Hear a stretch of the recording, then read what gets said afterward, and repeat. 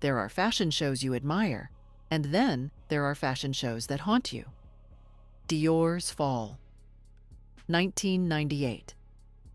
Couture under John Galliano belongs firmly to the latter. It isn't remembered simply for the cut of its gowns or the delicacy of its embroideries. It is remembered because it felt like stepping into another world, one where history, theater, and obsession collided on a single runway.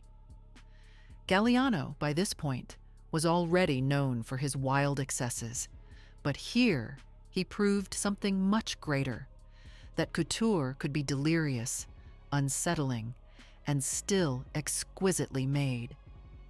You didn't watch this show to see beautiful clothes. You watched it to feel the shock of fashion being torn out of its safe little box and transformed into something baroque, terrifying, and sublime. It's a collection that splits people down the middle.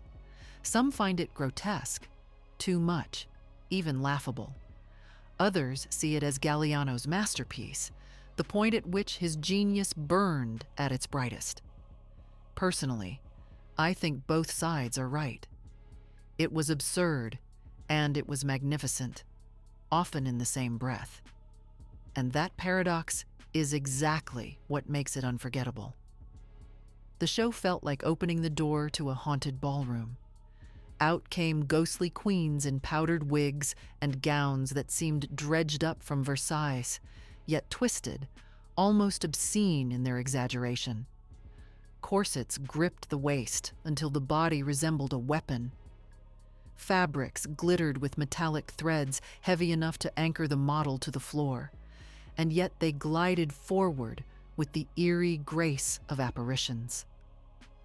These weren't just clothes, they were resurrections.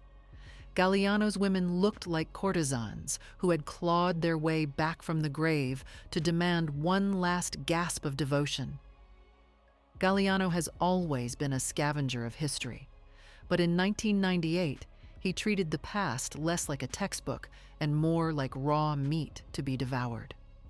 From the doomed splendor of Marie Antoinette to the mysticism of Cleopatra, from the martial ferocity of Mongolian queens to the molten passion of flamenco dancers, he gathered centuries of cultural imagery and threw it all together in a whirlwind. To some, it was a mess, an indulgence. To me, it was the purest declaration that couture has no boundaries. It can be history, it can be fantasy, it can be the darkest dream you never wanted to dream. And still, it will be sewn with needle and thread, bead by bead, by the patient hands of artisans who understand the value of madness. That's the brilliance of this collection. It asked you to hold two truths at once. On the one hand, you had craft at its most meticulous. The Dior ateliers produced embroideries so fine they shimmered like relics pulled from ancient treasure chests. The gowns were feats of engineering, some balanced on hoops and corsetry that seemed to defy physics. Every detail whispered of Parisian couture's heritage. And yet, on the other hand, what you were seeing on stage felt wild, feverish, almost blasphemous against the idea of taste. It was refinement colliding headfirst with excess. And isn't that, in some way, what couture has always been?